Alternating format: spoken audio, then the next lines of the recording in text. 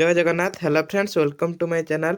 आज ये वीडियो में एमडीसी इंडियन एडमिनिस्ट्रेशन बा भारतीय प्रशासन आम 100 मार्कर क्वेश्चन आंसर आम डिस्कसन करवा। जी भी शॉर्ट क्वेश्चन अच्छी आम आंसर डिस्कसन करवा। सहित यहाँ हूँ Utkal university autonomous college previous year question. तो उत्कल यूनिवर्सिटी पिला बहुत हेल्पफुल हम आउ भाया क्वेश्चन आस देखो आ प्रीवियस ईयर क्वेश्चन भी बहुत गुड़िया क्वेश्चन आसे। तो से कई क्लास टी मिस करते। तो प्रथम जानतु ये 3 घंटा आपको समय मिल 100 मार्कर एग्जाम हम। तो क्वेश्चन कौ भाया आस देखूँ ये देखो प्रथम 1 मार्किया प्रश्न 10टी आसो। तो समस्ते कौन करेंगे 10टी क्वेश्चन जाक आंसर ठीक करेंगे कहीं ये देखूँ आम भारतीय प्रशासन अनेक गुड़े क्लास कर सिलेक्शन क्वेश्चन देते से सब क्लास आपड़ टेलीग्राम पीडीएफ पाइबे किंतु प्ले लिस्ट सब क्लास पाइपर है। तो ये प्रथम प्रश्न थिला ये प्रश्न आसो ये भी बहुत प्रश्न आसे प्रीवियस ईयर क्वेश्चन नु क्यों मसीह ब्रिटिश सरकार द्वारा मेलेमेंटस संस्कार शासन संस्कार आईन प्रणयन कराला कौ मसीह यहाँ 1909 होता आम जानते यहाँ आम क्लास कर 1909 होता। तापर डकार्कित डाकार्कीर अर्थ कौन यार अर्थ कौन देखो 4टी ऑप्शन अच्छी ऑप्शन भितर आंसर चूज करेंगे। यार अर्थ हूँ एक छत्रवाद ऑप्शन नंबर ख हो राइट आंसर। तापर क्यों धारा आमर मौलिक अधिकार गुड़ी को सुरक्षा दे था संविधान 32 धारा जोटा संविधान प्रतिकार अधिकार अच्छी। तो सहीटा आमर कौन करता है मौलिक अधिकार गुड़ी को सुरक्षा दे था है मन रखिए धारा 32। तापर भारतर केंद्र सचिवालय केउठारे अवस्थित केंद्र सचिवालयटा केउठारे अवस्थित केंद्र सचिवालय भारतर। तो यहाँ राइट आंसर कौन हम ये नुआ दिल्ली है मन रखिए यहाँ बारंबार पचारे नुआ दिल्ली। गोटे केंद्र शासित अंचल प्रशासनिक मुख्य किए केंद्र शासित अंचल ये देखो ऑप्शन अच्छी ऑप्शन थे कौन आंसर देते सब सुविधा हुए उपराज्यपाल है उपराज्यपाल। तापर भारत संसद रे किए बजेट उपस्थापन करती बहुत सहज क्वेश्चन किए अर्थमंत्री बजेट उपस्थापन करती। तापर भारत को एक अर्धसंघीय राष्ट्र किए समालोचना करिसेंती आम +2 पढ़ी पढ़ी आसुचंती किए केसी हुयार।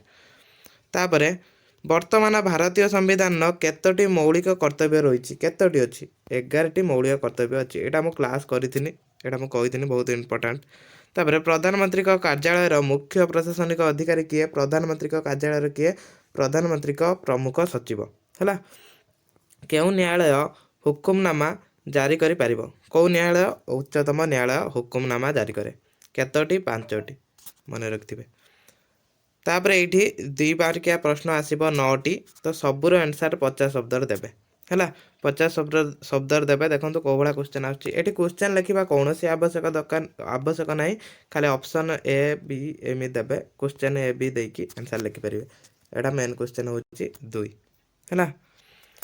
ब्रिटिश सरकार कहीं भारत को कैबिनेट मिशन पठाई आम जानते कहीं पठाई कैबिनेट मिशन कहीं आसला संविधान सभा गठन पर ही आसला। संघीय अदालत कौन हुकुमनामा कौन यहाँ मानव अधिकार सुरक्षा आमर मौलिक अधिकार सुरक्षा 5टी हुकुमनामा सुप्रीमकोर्ट जारी करे से 226 धारा लिपिबद्ध से हुकुमनामा। तापर अस्पृश्यता निवारण कौन यहाँ आम संविधान 17 धारा अस्पृश्यता निवारण कर अस्पृश्यता अर्थ कौन ना अस्पृश्यता हूँ गोटे शारीरिक अक्षमता माने जोटा जाति धर्म को लेकिन जाति की लेकिन पातरंतर को बुझाए। तो से अस्पृश्यता निवारण संविधान 17 धारा उच्छेद कर संख्यालघु मानक शिक्षागत अधिकार कौन देखो संख्यालघु मानक शिक्षागत अधिकार आ सांस्कृतिक अधिकार केते 29 आउ 30 धारा लिपिबद्ध। तो सहीटा कौन तांको संख्यालघु अधिकार से लिखे। तापर राष्ट्रीय निर्देशनामा नीति गांधीवादी नीति गुड़िक लेख यहाँ है राष्ट्र निर्देशमूलक नीति यहाँ कौटा संविधान 4th भाग में अच्छी है। यहाँ सब सिलेक्शन थी से आसी बंधी प्रत्यक्षकरण कौन यहाँ हूँ जो 5टी हुकुम जारी करे उच्चतम न्यायालय ता भर गोटे। तापर भारत संघवादर चरित्र लेख केंद्र सचिवालय तो या लिखे केंद्र सचिवालय कौन। तो देखो 2 मार्किया क्वेश्चन ये आसो सब जगह सहज क्वेश्चन आसो। तो समस्ते आंसर देवाई चेष्टा करेंगे। तापर पार्ट 3 आसो 5 मार्किया प्रश्न 10टी आसो 10टी रू आप 8टी करेंगे 250 शब्दर उत्तर लिखे माने गोटे पेज रु 1.5 पेज भितर सब आंसर लिखे है। तो देखो कौ भाया प्रश्न आसची ମାର୍ଲାମେଣ୍ଟୋ ସଂସ୍କାର ଆଇନ କ'ଣ? ତ ଏଇଭଳିଆ ହିଁ ଆସିବ। 1935 ଭାରତ ଶାସନ ଆଇନର ମୁଖ୍ୟ ଚରିତ୍ର ଲେଖ। ଏଇଟା ମୁଁ ସିଲେକ୍ସନ୍ ଦେଇଥିଲି, ଏଇଟା ବି ଆସିଛି। 19 ଧାରାରେ ଥିବା ସ୍ୱାଧୀନତା ଅଧିକାର ଗୁଡ଼ିକ କ'ଣ? 6ଟି ସ୍ୱାଧୀନତା ଅଧିକାର 19 ଧାରା ଦେଉଛି, ତ ସେଇଗୁଡ଼ାକ ଲେଖିବେ। ରାଷ୍ଟ୍ର ନୀତି ଗୁଡ଼ିକ ଦୋଷ ତ୍ରୁଟି ଗୁଡ଼ିକ କ'ଣ? ତାର ସମାଲୋଚନାଟା ଲେଖିବେ। ଭାରତୀୟ ସଂଘୀୟ ବ୍ୟବସ୍ଥା କେନ୍ଦ୍ରାଭିମୁଖୀ ଚରିତ୍ର ଗୁଡ଼ିକ ଲେଖ। କେନ୍ଦ୍ରର ଅଧିପତ୍ୟ ବିଷୟରେ ଏଠି ଲେଖିବେ। ରାଜ୍ୟ ତାଲିକାରେ କେନ୍ଦ୍ର ଓ ରାଜ୍ୟ ମଧ୍ୟରେ କ୍ଷମତା ବଣ୍ଟନ ହୋଇଥିବା ହିଁ କେନ୍ଦ୍ର କିପରି ଏଥିରେ ଆଇନ ପ୍ରଣୟନ କରିଥାଏ, ତ ସେଇଟାକୁ ଲେଖିବେ। ସବୁଆଡ଼େ ତ କେନ୍ଦ୍ର ହିଁ ପାୱାରଫୁଲ୍ ନା। କେନ୍ଦ୍ର କ୍ୟାବିନେଟ୍ ଗଠନ। ତାପରେ ଭାରତୀୟ ନାଗରିକମାନଙ୍କ ଯେକୌଣସି ତ୍ରୁଟି ମୌଳିକ କର୍ତ୍ତବ୍ୟ ଉଲ୍ଲେଖ କର। ମୌଳିକ କର୍ତ୍ତବ୍ୟର ତ୍ରୁଟି ଲେଖିବେ ହେଲା। ଦେଖନ୍ତୁ କ୍ୱେଶ୍ଚନ୍ ଟିକେ ଘୁରେଇ ଦେଇଛି। ମୌଳିକ କର୍ତ୍ତବ୍ୟ ଆମେ କେଉଁଟା ପାଳନ କରୁନାହାନ୍ତି, ତ ସେଇଟାକୁ ଲେଖିବେ। ତାପରେ କେନ୍ଦ୍ର ରାଜ୍ୟ ଆର୍ଥିକ ସମ୍ପର୍କ ଅର୍ଥ ଆୟୋଗର ଭୂମିକା ଲେଖ। ସରକାରିଆ କମିଶନର ସୁପାରିଶ ଲେଖିବେ। ତ ଏଇ ସବୁ ଟିପ୍ପଣୀ ଲେଖିବେ। ବହୁତ ସହଜ କ୍ୱେଶ୍ଚନ୍। ତାପରେ ଏଇଭଳିଆ ହିଁ କ୍ୱେଶ୍ଚନ୍ ଆସିବ, ୟାଦେହରୁ ବହୁତ କ୍ୱେଶ୍ଚନ୍ ଆସିବ। ତାପରେ ଏଠି ପାର୍ଟ ଆଇଭିର ଆସିବ 8 ମାର୍କିଆ ପ୍ରଶ୍ନ 5ଟି ଆସିବ, ଆପଣ 4ଟି କରିବେ। ତ ଦେଖନ୍ତୁ କ୍ୱେଶ୍ଚନ୍ କେଉଁଭଳିଆ ଆସୁଛି। ଏଠି ପ୍ରଥମ ପ୍ରଶ୍ନ ଥିଲା 1919 ଭାରତ ଶାସନ ଆଇନ ବିଶେଷତ୍ୱ କ'ଣ? 1919 ଭାରତ ଶାସନ ଆଇନ ବିଷୟରେ ଲେଖିବେ। ଭାରତୀୟ ନାଗରିକମାନଙ୍କୁ ସାମାଜିକ ନ୍ୟାୟ ପ୍ରଦାନ ଦିଗରେ ସମାନତା ଅଧିକାର କିପରି ସହାୟକ ଆଲୋଚନା କର। ତ ଏଇଟା ମୌଳିକ ଅଧିକାରରୁ ପକେଇଲା ସମାନତା ଅଧିକାର। ସମାନତା ଅଧିକାର 14 ଧାରାରୁ 18 ଧାରା ଭିତରେ ଅଛି, ସେଇଟା ପକେଇଲା। ତାପରେ ଭାରତକୁ ଏକ ଜନମଙ୍ଗଳକାରୀ ରାଷ୍ଟ୍ରରେ ପରିଗଣିତ କରିବା ପାଇଁ ରାଷ୍ଟ୍ର ନିର୍ଦ୍ଦେଶାତ୍ମକ ନୀତି ଭୂମିକା ଆଲୋଚନା କର। ଏଟା ରାଷ୍ଟ୍ର ନିର୍ଦ୍ଦେଶମୂଳକ ନୀତି। ତାର କେତେ 3ଟି ବି ନୀତି ଥିଲା, ତ ସେଗୁଡ଼ା ଲେଖିବେ। ତାପରେ କେନ୍ଦ୍ର ଓ ରାଜ୍ୟ ମଧ୍ୟରେ ଥିବା ପ୍ରଶାସନିକ ସମ୍ପର୍କ ଆଲୋଚନା କର। ମୁଁ କହିଥିଲି କେନ୍ଦ୍ର ରାଜ୍ୟର ପ୍ରଶାସନିକ ଆର୍ଥିକ ଆଉ ବ୍ୟବସ୍ଥାପିକା ସମ୍ପର୍କ, ଏହା ଭିତରୁ ଗୋଟେ ପଡ଼ିବ। ପ୍ରଧାନମନ୍ତ୍ରୀ କାର୍ଯ୍ୟାବଳୀ ଗଠନ ଆଲୋଚନା କର।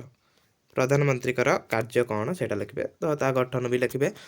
ତ ଏତିକି ଏଇଭଳିଆ ହିଁ କ୍ୱେଶ୍ଚନ୍ ଆସିବ। ଦେଖିବେ ଏଇ କ୍ୱେଶ୍ଚନ୍ରୁ ବହୁତ ଗୁଡ଼ିଏ କ୍ୱେଶ୍ଚନ୍ ଆସିବ, ତ ସମସ୍ତେ କ'ଣ କରନ୍ତୁ, ଏହାକୁ ପ୍ରିପେୟାର ହୁଅନ୍ତୁ। ଆଉ ଦେଖନ୍ତୁ ୟା PDF ଆପଣ କେଉଁଠି ପାଇବେ? ଏ ଯେଉଁ କ୍ଲାସ୍ ହେଲା ୟା PDF ଆପଣ ଟେଲିଗ୍ରାମରେ ପାଇବେ। ତ ଯେଉଁ ବି କ୍ଲାସ୍ ହେଉଛି ସମସ୍ତେ ଟେଲିଗ୍ରାମର PDF ପାଇପାରିବେ। ଆଉ ଯେଉଁମାନେ ଉତ୍କଳ ୟୁନିଭର୍ସିଟି ପିଲା ଅଛ, ତ ସେମାନଙ୍କର ଏକ୍ଜାମ୍ ଅଛି, ସେମାନେ ଟିକେ କମେଣ୍ଟ କରିବେ। ସିଲେକ୍ସନ୍ କ୍ୱେଶ୍ଚନ୍ ବି ଦିଆହେଇଛି, ଯାଇକି ପ୍ଲେଲିଷ୍ଟରେ ଦେଖିପାରିବେ। ଆଉ କିଛି କ୍ୱେଶ୍ଚନ୍ ଆନ୍ସର୍ ଡିସ୍କସନ୍ ହେଇନଥିଲା, ଯଦି ଆପଣ କମେଣ୍ଟ କରୁଛନ୍ତି ତ ଆପଣଙ୍କର ଏଇ ଭାରତୀୟ ପ୍ରଶାସନ ଅଛି MDC, ତ ଆମେ କ'ଣ କରିବା ନା ଗୋଟେ ପରେ ଗୋଟେ କ୍ଲାସ୍ ନେଇ ଆସିବା ହେଲା। ଏକ୍ଜାମ୍ ପୂର୍ବରୁ ସବୁଯାକ କ୍ଲାସ୍ ଏଇ ଚ୍ୟାନେଲ୍ରେ ମିଳିଯିବ। ତ ସେଥିପାଇଁ କ'ଣ କରିବେ, ଚ୍ୟାନେଲ୍କୁ ସବସ୍କ୍ରାଇବ୍ କରିଦିଅନ୍ତୁ। ଆଉ PDF ସବୁ ଯେଉଁ ସିଲେକ୍ସନ୍ କ୍ୱେଶ୍ଚନ୍ର PDF ଯାହାକୁ ଦରକାର ସମସ୍ତେ ଟେଲିଗ୍ରାମରେ ଜଏନ୍ ହୁଅନ୍ତୁ। ଟେଲିଗ୍ରାମର PDF ମିଳିବ। ଦେଖନ୍ତୁ ଏଇ କ୍ୱେଶ୍ଚନ୍ ସବୁ ଅଛି, ଏ କ୍ୱେଶ୍ଚନ୍ ବି ମୁଁ ପ୍ରୋଭାଇଡ଼ କରିଦେମି।